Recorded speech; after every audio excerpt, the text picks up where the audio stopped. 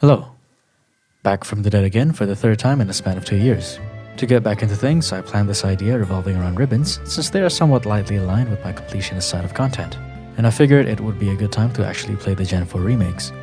When it first came out, I barely got 7 hours in and practically gave up on the game. Let's be real, it wasn't the best Pokemon game out there. This time around, I figured setting a definite goal for the playthrough might finally give me an excuse to properly sit down and give the game a fair chance. So, ribbons. What are they? And why does this lady give out ribbons for bleeding our ears dry with her yapping? Ribbons were first introduced in Gen 3, mostly revolving around Pokemon contests. They had no names for the most part, only descriptions. Later on, they became a lot more diverse, with some given out after conquering the Battle Tower, others awarded from NPCs, and some solely on event-distributed Pokemon. I'm looking at you, Gen 5. In Sword, Shield, Scarlet, and Violet, getting a ribbon and putting it on your Pokemon gives them a title upon entering a battle. But enough about other games, we're here for BDSP, or more specifically, Brilliant Diamond. What are we doing here? A total of 22 ribbons, mostly not that hard to get, save for these few. I'm sure you've all seen the thumbnail for how long this will take in the end, so strap in, get comfy, and let's get down to it. We are gathered here today to put all the ribbons available in Brilliant Diamond on our starter Pokemon. Out of the 22 ribbons in the game, we can categorize them like such. 1 for winning the league, 7 for listening to Julia talk endlessly for hours on end, 7 contest ribbons, 3 exclusive ribbons to buy in the resort area, 3 for footprints, maxed EVs, and friendship. And finally, the most devious of all, the Tower Master ribbon, given out for beating Tower Tycoon Palmer in one of the Masterclass battles. No words can describe the anguish and grief I went through in this period of time, but we'll cross that bridge when we come to it. First, let's get the Sinnoh Champion ribbon out of the way. To get this ribbon, we needed to win the Sinnoh League. Meet Pink Popo, our main character of the video. I picked a Piplup on my first pickup of Pokemon Diamond, so it only seems right. Also, for the first time in a long time, I'll be utilizing Pokemon Home a lot more. I transferred a Turtwig I caught on one of my strolls in Pokemon Go. If I were to play this game for a long time, I wanted to have fun, goddammit.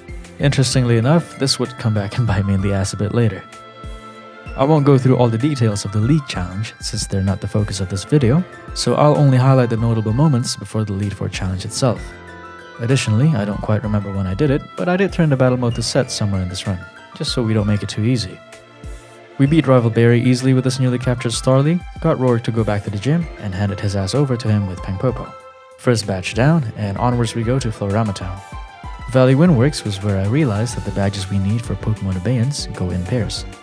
Meaning that to increase the level cap for transfer Pokemon, such as our Turtwig here, to Abeyance, we would need to beat 2 gym leaders before it goes up. Simply said, if we haven't beat Gardenia for our second badge, all transfer Pokemon above level 10 won't listen to us. So Turtwig gave us a big middle finger and told us to fuck ourselves most of the time. We went through the Cheryl partnership over in the forest, and this took forever. Before we went and challenged Gardenia, we went to the Grand Underground and caught ourselves Saipopo, the Scyther. We encountered Best Girl and trimmed Gardenia's grass Pokemon with Saipopo. The super angry kawaii spaceman said something about space, and we arrived at the contest hall in Hearthome. We can spend some time and challenge the Pokemon contests here, but I wanted to keep it separate for the contest segment later.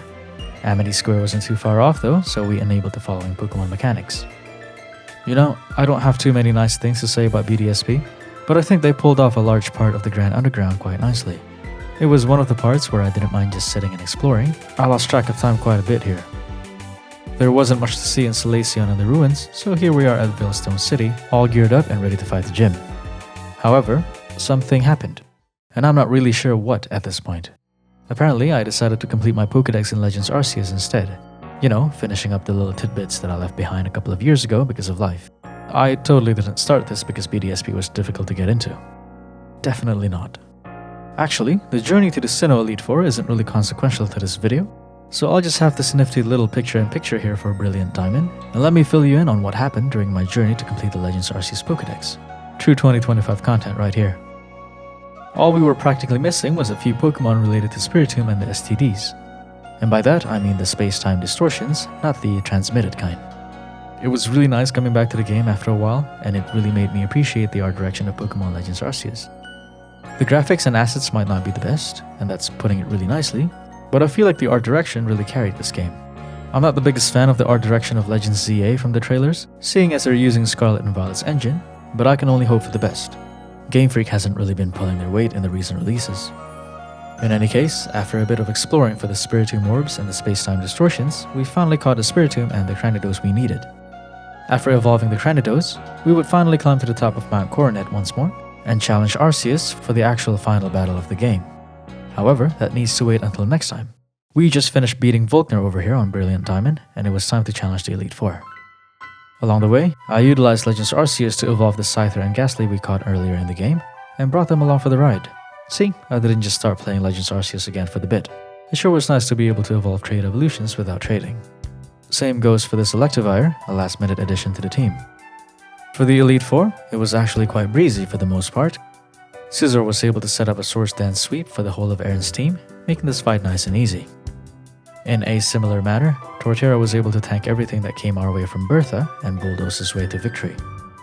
Flint was a bit more difficult though. I thought Pangpopo would be able to sweep all of Flint's team, but I completely overlooked Lopunny's mirror coat. So down goes the Emperor Penguin and came out Monkeypopo, fully evolved from a Chimchar I brought over from Legends Arceus. He took care of the Lopunny, and the battle went on for quite a bit because of all the switching around. We took out Flint's Infernape with Gengar and his Drifloon with Electivire. So, Lucian. I really thought I wouldn't have any problems with Lucian, much like the others, but boy was I quite wrong. I haven't played Pokemon in so long that I completely forgot about this trick room from his Giraffe Boy. Safe to say, my whole team was nearly annihilated by the subsequent Bronzong. Man, this was pretty rough. Thankfully, Torterra was tanky enough to eventually defeat the Bronzong. And now, we have finally arrived at arguably the best boss battle in Pokemon history. That's right, it's the Arceus battle in Legends Arceus. Being a big fan of the Soulsborne games, I was pleasantly surprised when I got thrown into the battle. During my whole playthrough of Legends Arceus, I only wiped out once to a trial, and that was to the main story boss. I really thought that was the last difficult battle, so I was quite excited to be fighting Arceus' trial. Arceus has quite the number of attack patterns, and ultimately 2 phases or modes, much like the other trials, the bomb throwing phase and the battle phase. From my experience, Arceus seems to have 6 different attack patterns. The Star Lasers, Meteor Summons, Full Arena Purple AoE attack, the Instant Transmission that immediately follows after the Purple AoE, the Slow Arena Waves with the Orbs, and finally the Shadow Clone's AoE attack. The Pokemon Battle phase usually activate after we deplete 1 segment of health from Arceus, though I think that's not set in stone completely. I find the Star Lasers the easiest to go through, as we only need to dodge once we see and hear the lasers. There are 6 of these, so just time your dodges and throw bombs whenever it's over. The Meteor Summons isn't that bad either. You'll need to time your dodges right before the waves reach you, and you'll most likely dodge the meteor hit area as well. You can throw a bomb in between each dodge, and if you're good with your aiming, you can throw 2. I usually just stick to 1 and take my time. The Full Arena Purple AoE attack is simple enough, just get to safety and start spamming bombs. I find that most of the time Arceus will hit the Instant Transmission charge right after, so be prepared for that. The Slow Waves, on the other hand, could be a bit tricky to time, but essentially, you'll need to hit Arceus with the bombs as many times as the number of orbs flying around him. Now, I've only seen this attack pattern once, but I think once we get Arceus' health down far enough, he will activate his Shadow Clone's full-scale AoE attack. You'll need to get to the safe spaces of each Arceus 4 times, and you'll be able to throw bombs after. Of course, depending on the damage done, you'll activate the battle phase. If you manage to defeat Arceus in the battle phases, you will get a set amount of time to throw bombs. This battle was really fun. However, our battle with Cynthia was also over, and we have now become the champion of Sinnoh. With that, we also got our first ribbon of the challenge, the Sinnoh Champion Ribbon. This took 16 hours, by the way. Right, the contest ribbons. You know what we have to do before we start the contests though? The National Pokédex. I will spare you the details and skip all of the mundane parts, but I do have all this recorded. It took up about 100 gigs on my hard drive. Here is Professor Rowan congratulating us, and here is Professor Oak mumbling something about Romanus Park. Fantastic. We saw the resort area for the first time and got denied access, with the facility only allowing a trainer with a Pokemon with 10 or more ribbons. You heard the lady, we've got work to do. And that work is spinning Poffins. It took me some time to fully master the Poffin spinning and recipes, and I made an absolutely terrible and newbie mistake. It's the sheen thing. It's always the sheen thing. During my Poffin experiments, I thoughtlessly kept feeding Pangpopo the felt Poffins, thinking it wouldn't matter. But it did matter, you see. There was a limit on how many Poffins we can feed our Pokemon. As a result, Pangpopo could only max out one of his stats because his sheen was maxed out. What is Sheen, you ask? I don't really know. I'm by winning. I really thought it was over at this point. It was going to be tough winning all the contests with these stats, and we have to win Master Rank on all categories. Let me elaborate further. In Brilliant Diamond and Shining Pearl, the contest judging is divided into 3 parts: Visual, Dance, and Move segments. We can only access the Master Rank contests of each category after we've successfully completed the Normal, Super, and Ultra ranks. The Visual segment depends solely on how visually appealing your Pokemon is, and it's affected by the previously mentioned contest stats as well as the stickers you place on your ball capsules. Those are what make the entry animations appear. Then there are the Dance segments, and this is pretty much a super discount rhythm game.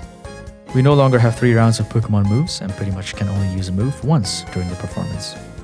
The moves have various effects and are honestly pretty straightforward.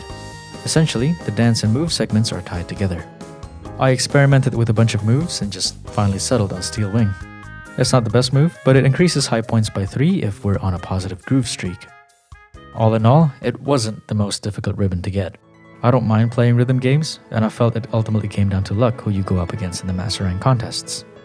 More often than not, if Fantina or our mom, Johanna, competes, we will find it super tough to win, especially in categories where our stats weren't maxed out for the visual segment.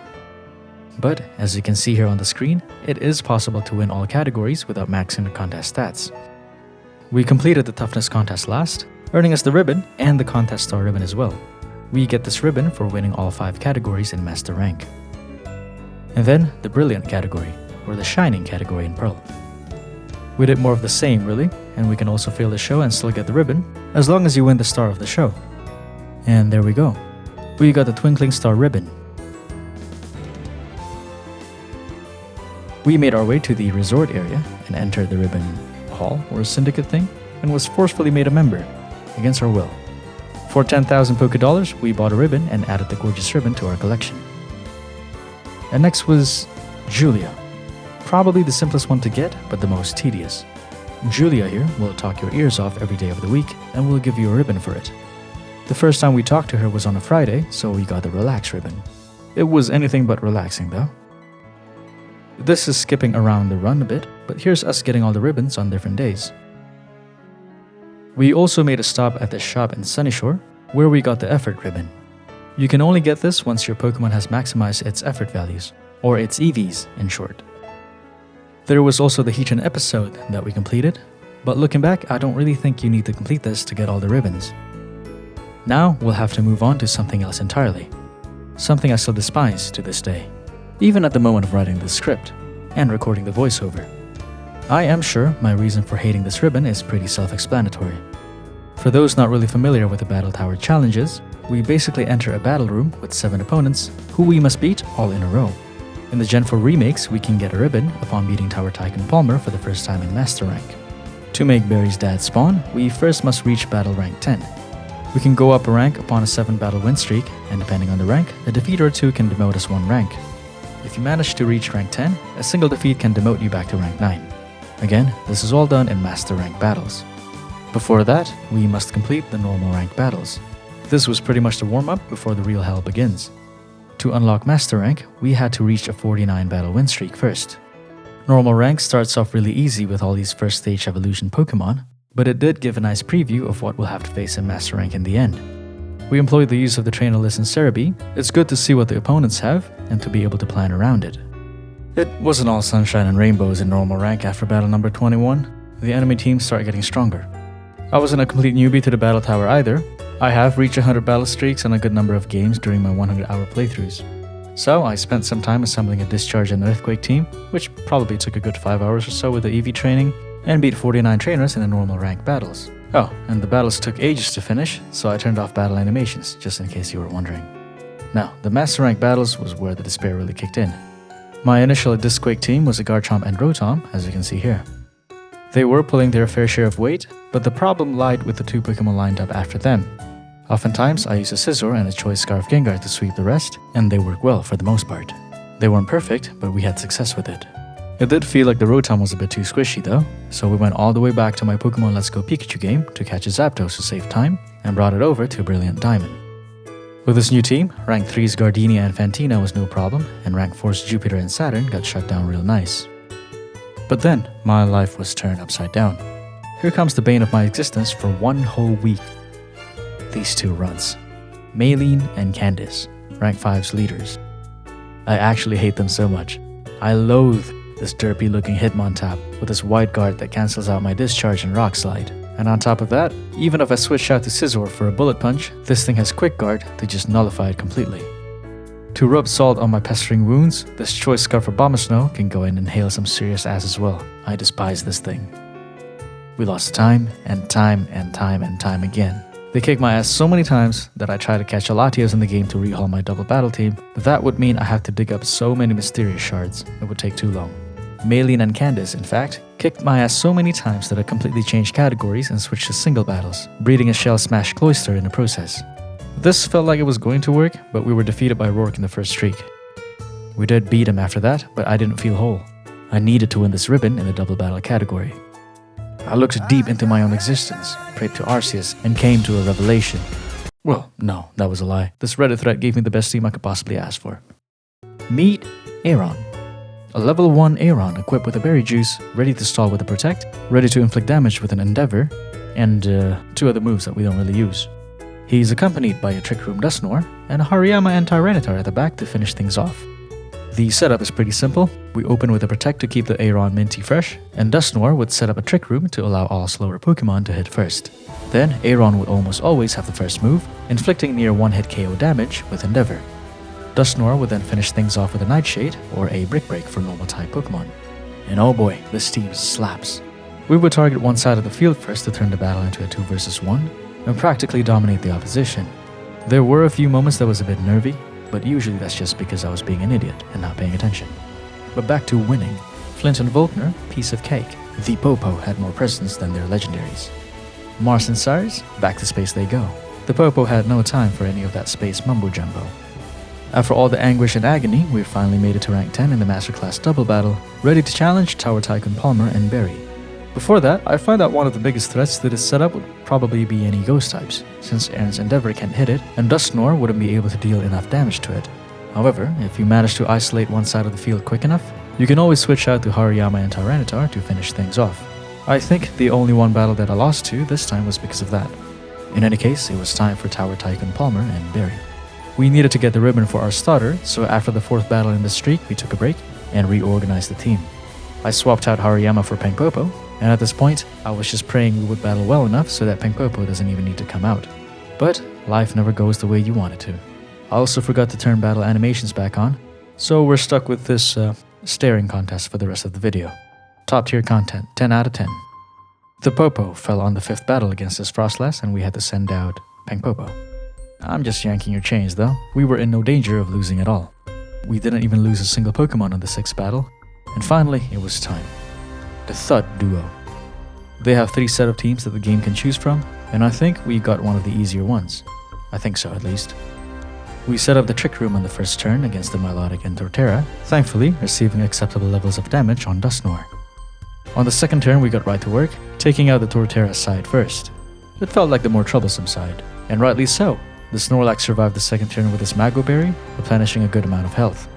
Dusknoir's Brick Break couldn't take it out. The Popo endured the Milotic's Hydro Pump yet again with Sturdy, and protected itself in the next turn while Dusknoir finished off the Snorlax. The next Endeavor Nightshade combo took out the Milotic, and Palmer sent out Heatran next. I wasn't sure if we should just go full offensive, so I took no chances and set up another Trick Room. Finally, we finished off the last Pokemon with another Endeavor and Nightshade. And that was it. That was the battle we needed to finish in Master Rank. We got a sticker from Palmer, and of course the Tower Master Ribbon, which looks very underwhelming. I wanted to save this Battle Tower Ribbon for last, but we do have one more to get. The Last Ribbon Syndicate Ribbon, which costs 999,999 Poké Dollars. You might be thinking, that's a lot of money, and you're right, it is a lot of money. We slapped on an amulet coin on Garchomp and went right to work. There's this Ace Trainer duo on Route 210 just east of Celestic Town, and they yield a good amount of money with an amulet coin. 26,000 Poké Dollars in total. So, to get the money we needed, we had to beat them about 38 times. This honestly wasn't really fun, but at this point, anything was better than the stress the Battle Tower gave me. A couple of hours later, we had all the money we needed and purchased the last ribbon the game can offer. And here we go. These are all the ribbons in Brilliant Diamond on my starter. Honestly, I didn't start this run thinking it would give me this much trouble. I certainly didn't think it would take me north of 60 hours to complete. I didn't feel like I had that much trouble in the battle facilities in the other games. BDSP's tower felt like it had so much hacks, man, it was unreal. On another note, my daughter, who's now 3 years old, was practically glued to me during this whole run. I didn't really expect that. She saw the growth of Spooky Popo, the Gengar, from a Ghastly throughout the whole thing, and became really obsessed with Gengar. I bought her a Pokeball with a toy Gengar inside, and it literally hasn't left her hands once this past 2 weeks. It came to a point where she was muttering Gengar's name in her sleep, and I just thought to myself, man, she got into Pokemon even earlier than I did.